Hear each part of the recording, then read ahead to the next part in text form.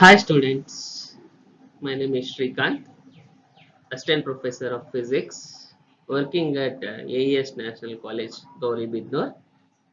In this video, I want to give information about electronics and in fact about operational amplifiers for particularly for BSc students as well as for generally I need to speak about electrical instruments. So in this slide, you can see two instruments you are using in your life. That is, one is your famous instrument that is called TV, and this is radio. Both are the instruments which is used for media purpose. Now I need to get the information how it works behind the screen. Behind the screen the instruments has to be used, these instruments basically. These instruments are named as, this one as resistor, and this one as capacitor, and this one as inductor. So this resistor means it is used to control the flow of current, and this is the instrument which is used for instant current, and this is for equal voltage and current, to get the equal voltage and output. So this one is generally used in electrical instruments, in fact electrical and electronics instruments, where we need small amounts of voltage and current. We require this type of instruments. So this is the instrument, this is called capacitor. So ಇದನ್ನ ಎಲ್ಲಿ ನೋಡಿರ್ತಾರೆ general ಆಗಿ ಹುಡುಗರು ಅಂದ್ರೆ, ನೀವು borewell ಗೆ single ಹಾಕೋದು ಅಂತ ಹೇಳ್ತಾರೆ. ಆ ಸಿಂಗಲ್ ಹಾಕುವಾಗ ಜನರಲ್ ಆಗಿ ಕಂಡೆನ್ಸರ್ ಹಾಕಿ ಅಂತ ಹೇಳ್ತಾರೆ, ಒಂದು ಎಕ್ಸ್ಟ್ರಾ ಫೇಸ್ ನ ಕ್ರಿಯೇಟ್ ಮಾಡೋದಕ್ಕೆ. ಆ ಫೇಸ್ ಕ್ರಿಯೇಟ್ ಮಾಡುವಾಗ ಏನಾಗುತ್ತೆ, ಇದನ್ನ ಉಪಯೋಗಿಸ್ತೀವಿ.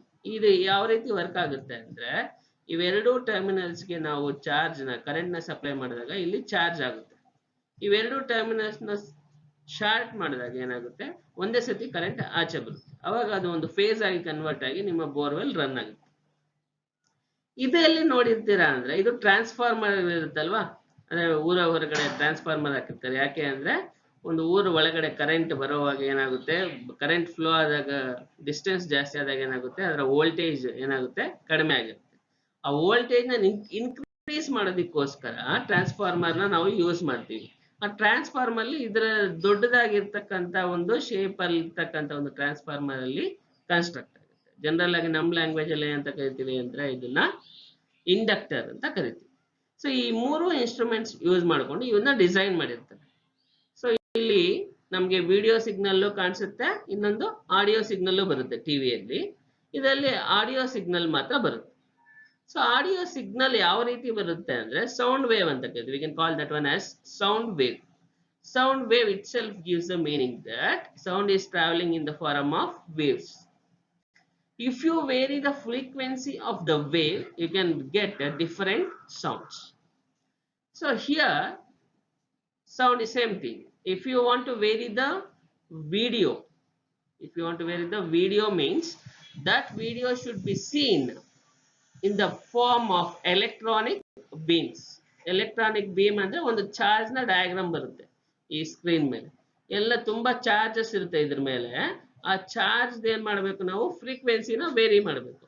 ಆ ಫ್ರೀಕ್ವೆನ್ಸಿ ವೇರಿ ಮಾಡಿದಾಗ ಏನಾಗುತ್ತೆ, ಅಲ್ಲಿ ಚಿರಂಜೀವಿ ಪಿಕ್ಚರ್ ಬರುತ್ತೆ, ಅಮಿತಾಬ್ ಬಚ್ಚನ್ ಪಿಕ್ಚರ್ ಬರುತ್ತೆ, ಅಥವಾ ಏನೋ ಒಂದು ಪ್ರಾಣಿ ಬರುತ್ತೆ. ಫಾರ್ ಎಕ್ಸಾಂಪಲ್ ಹುಲಿ ಬರುತ್ತೆ, ಸಿಂಹ ಬರುತ್ತೆ, ಎಲ್ಲದೂ ಕೂಡ ಈ ಸ್ಕ್ರೀನ್ ಮೇಲೆ ಬರುತ್ತೆ. ಹೆಂಗ್ ಬರುತ್ತಪ್ಪ ಅಂದ್ರೆ, ಆ ವೇವ್ ಏನಿದೆ ಅದರ ಫ್ರೀಕ್ವೆನ್ಸಿ ಏನಾಗ್ತದೆ, ಚೇಂಜಸ್ ಮಾಡ್ತಾ ಇದ್ರಾಗ ಅವಾಗ ಏನಾಗುತ್ತೆ, ಅದರ ಡಯಾಗ್ರಾಮ್ಯಾಟಿಕಲಿ ಅದೇನಾಗ್ತದೆ, ಚೇಂಜ್ ಆಗ್ತದೆ.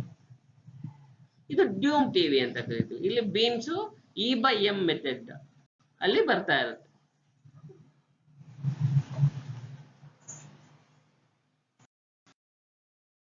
ಸೊ ಈ ಸ್ಲೈಡ್ ಅಲ್ಲಿ ನೀವು ನೋಡ್ಬೋದು, 4 ಡಯಾಗ್ರಾಮ್ ಇದೆ. ಒಂದು ಇದನ್ನ ಸ್ಯಾಟಲೈಟ್ ಅಂತ ಕರಿತೀವಿ, ಇದನ್ನ ಬ್ರಾಡ್ಕಾಸ್ಟಿಂಗ್ ಆಂಟೆನಾ ಅಂತ ಕರಿತೀವಿ, ಇದನ್ನ ರಿಸೀವರ್ ಆಂಟೆನಾ ಅಂತ ಕರಿತೀವಿ, ಇದು ನಿಮ್ಮ LED ಟಿವಿ, ಇದು ನಿಮ್ಮ ಮೊಬೈಲ್. ಸೊ ಇದರಲ್ಲೂ ಕೂಡ ನಿಮ್ಮ ಡೂಮ್ ಟಿವಿ ಕಂಪೇರ್ ಮಾಡಿದ್ರೆ ಇದು ತುಂಬಾ ಫ್ಲಾಟ್ ಆಗಿರುತ್ತೆ ಟಿವಿ. ಯಾವುದು ಇದು ಹೇಗ್ ಫ್ಲಾಟ್ ಆಯ್ತು ಸೈಜ್ ಫ್ಲಾಟ್ ಆಗ್ಬೇಕಂದ್ರೆ ಏನಾಗ್ಬೇಕು, ಅದ್ರಲ್ಲಿರ್ತಕ್ಕಂಥ ಇನ್ಸ್ಟ್ರೂಮೆಂಟ್ಸ್ ಸೈಜು ಕಡಿಮೆ ಆಗ್ಬೇಕು. ಇವಾಗ ರೆಸಿಸ್ಟರು, ಕೆಪಾಸಿಟರು ಮತ್ತೆ ಇಂಡಕ್ಟರ್ ಆ ಮೂರು ಕೂಡ ಒಂದರಲ್ಲೇ ಬರಬೇಕು. ಒಂದರಲ್ಲೇ ಬಂದಾಗ ಏನಾಗುತ್ತೆ ಅಂತ ನಾನು ಹೇಳ್ತೀನಿ ನೆಕ್ಸ್ಟ್ ಸ್ಲೈಡ್ ಅಲ್ಲಿ. ಈ ಸ್ಲೈಡ್ ಅಲ್ಲಿ ಇಲ್ಲಿ ಬ್ರಾಡ್ಕಾಸ್ಟಿಂಗ್ ಆಂಟೆನಾ ಇರುತ್ತೆ. ಸೊ ಆಂಟೆನಾ ಏನ್ ಮಾಡಬೇಕು, ನಮಗೆ ಡಯಾಗ್ರಾಮ್ ವಿಡಿಯೋ ಕಳಿಸ್ಬೇಕು. ಆ ವಿಡಿಯೋ ಕಳಿಸ್ಬೇಕಾದ್ರೆ ವಿಡಿಯೋ ಫ್ರೀಕ್ವೆನ್ಸಿ ಏನ್ ಮಾಡ್ಬೇಕು, ಅದು ಲಾಂಚ್ ಮಾಡ್ಬೇಕು. ಅಂದ್ರೆ ಇಲ್ಲೇ ಫ್ರೀಕ್ವೆನ್ಸಿ ಚೇಂಜಸ್